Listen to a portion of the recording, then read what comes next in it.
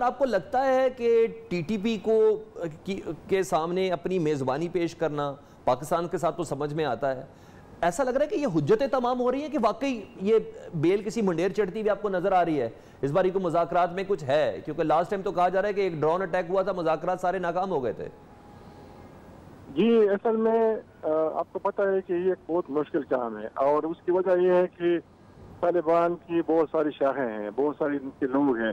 ये जो अभी सीज फायर का ऐलान हुआ है शुमाली वज़ीरिस्तान में हाफिज गुल बहादुर ने किया है, और आपको पता है कि हाफिज गुल बहादुर जो शुमाली वज़ीरिस्तान से ऑपरेट करते हैं और मुल्ला नज़ीर ग्रुप जो कि वाना है, ऐसा नहीं है। टीटीपी बहुत ही मुख्तलिफ दलों का एक मजमुआ है। और ये जो आपने बात की कि तालिबान ने वादे किए हैं कि उनकी सरजमीन किसी के खिलाफ इस्तेमाल नहीं होगी, असल में अफगान तालिबान की पोजीशन इस वक्त बहुत कमजोर है। वहाँ पे मुख्तलिफ लोग हैं, पाकिस्तान के अलावा अरब्स हैं, चिचन्स हैं, चाइनीज मिलिटेंट्स हैं, हर जगह के लोग मौजूद हैं। ये जो कतर में उन्होंने वादे किए थे, इस पर अमल दरामद बहुत ही मुश्किल काम है। और जहाँ तक पाकिस्तानी तालिबान का ताल्लुक है, तो ये आपको समझना चाहिए कि अफगान तालिबान के बहुत सारे लोग और पाकिस्तानी तालिबान, जिन्होंने कई मदरसों में एक जगह इकट्ठी तालीम हासिल की। इरफान सिद्दीकी साहब से बात करते हैं। इरफान सिद्दीकी साहब, ये अच्छा फैक्टर है, बुरा फैक्टर है कि तहरीक तालिबान पाकिस्तान के कुछ सीनियर क़यादत ऐसी है जिन्होंने अफगान तालिबान के साथ मिलकर एक एक मदरसों के अंदर स्टडीज शेयर की भी हैं? ये बेटर साइन है, बुरा साइन है? देखिए, इसे दोनों जावियों से देखा जा सकता है।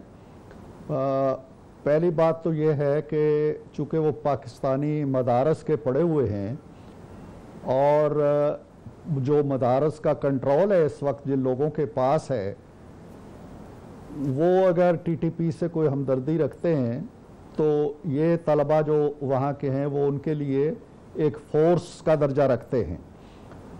दूसरी बात जो मुश्ताक साहब ने कही है वो बड़ी अहम है, उसका हमें तजर्बा हुआ अपने मुज़ाकराती अमल के दौरान कि एक ग्रुप हमसे कहता था जी कि बिल्कुल ठीक है, आज से हम फायरबंदी कर रहे हैं, कोई लड़ाई नहीं होगी, और हम बड़े खुशी खुशी उनकी इस बात को तस्लीम कर लेते थे। लेकिन अगले दिन एक हमला हो जाता था। ये जो बात मैंने कही है कि ड्रोन अटैक में हकीमुल्ला महसूद मारे गए, ये हमारी मुज़ाकराती कमेटी से पहले की बात है, जब चौधरी निसार अली खां बातचीत कर रहे थे। जब हमारी कमेटी काम कर रही थी तो फरवरी में गालबन 17 फरवरी को खालिद उमर खुरासानी जो हैं, या उमर खालिद खुरासानी, मोहम्मद एजेंसी वाले, उन्होंने ऐलान कर दिया जी कि जो 23 हमने एहलकार अगवा किए थे एफसी के, हमने उन्हें हलाक कर दिया है, शहीद कर दिया है। तो ये एक ऐसी खबर थी कि एक तरफ हम मुज़ाकरात कर रहे हैं, दूसरी तरफ हमें कहा गया है जी कि फायरबंदी हो गई है, और तीसरी तरफ ये होता है कि इतनी बड़ी हलाकतें वो कर देते हैं।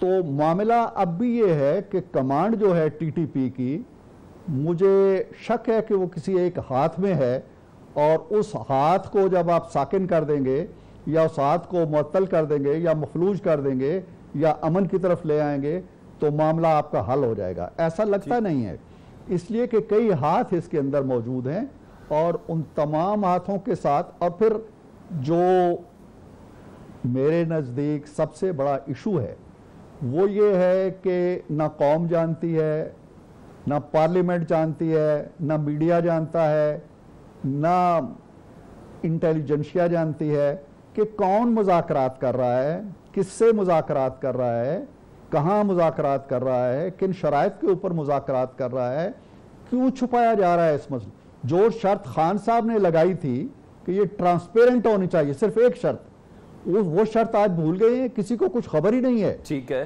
पार्लियामेंट के दोनों ऐवान कल तक बैठे हुए थे, और कल शाम को वो जो बताते हैं जी कि हम ये मुज़ाकरात कर रहे हैं, किसी को कुछ पता नहीं है। ठीक है, समझ बड़ा अफसोसनाक तर्ज है आपका। मैं यूसुफ ज़ई साहब, आप मुझे बताएं कि आपको लगता है कि अभी पार्लियामेंट को कंसेंसस डेवलप करना या जितनी अपोजिशन जमातें उनको साथ लेके जाना इस मरले के अंदर लाजिमी हो गया है, या उससे पहले कोई ग्राउंड डेवलप की जा रही है? असल में ये एक बहुत मुश्किल काम है, ना ये सिर्फ अकेले फौज कर सकती है, ना हुकूमत कर सकती है। ये एक बहुत मुश्किल काम है।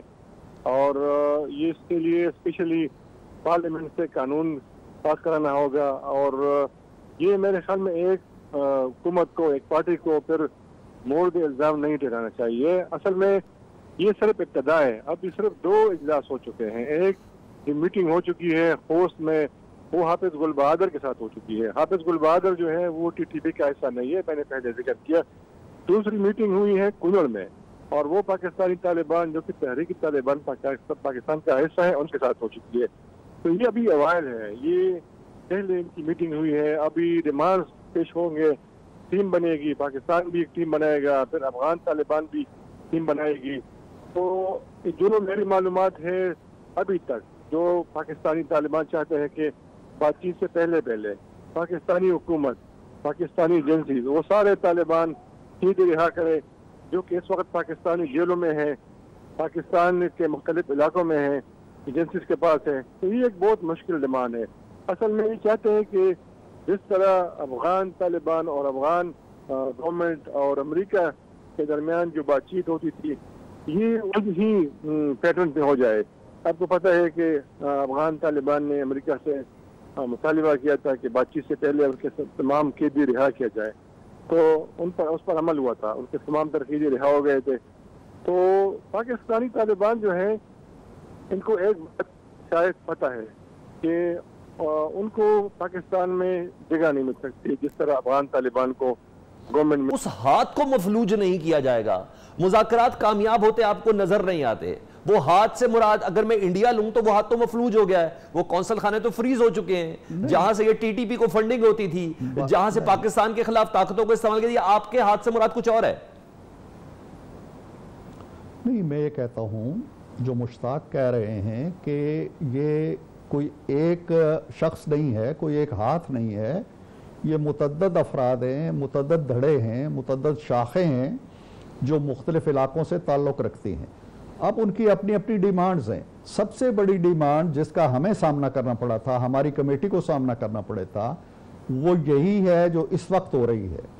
हमें कोई 300-400 के दरमियान अफराद की एक फहरिस्त दी गई कि जी ये हमारे लोग हैं जो मुख्तलिफ जेलों में कैद हैं, इनको रिहाई दिलाई जाए। अब वो लिस्ट जब मुतल्लका एजेंसी से के साथ शेयर होती है तो पता चलता है कि जी वो जिस तरह के जराइम का आप जिक्र कर रहे हैं, इसी तरह के घिनौने जराइम में मुलव्वस हैं और हज़ारों अफराद को निशाना बनाने में मुलव्वस हैं।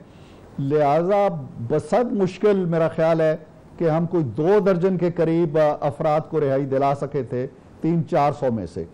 अब भी यही मसला है। बजा तौर पर जो हमारी सिक्योरिटी एजेंसीज हैं जिन्होंने कुर्बानियाँ दी हैं सारी जद्दोजहद में और जिनकी गिरफ्त में ये लोग आए हुए हैं, वो यक जुम्बश कलम इनको रिहाई नहीं दे सकती और ना कौम इसको पसंद करेगी।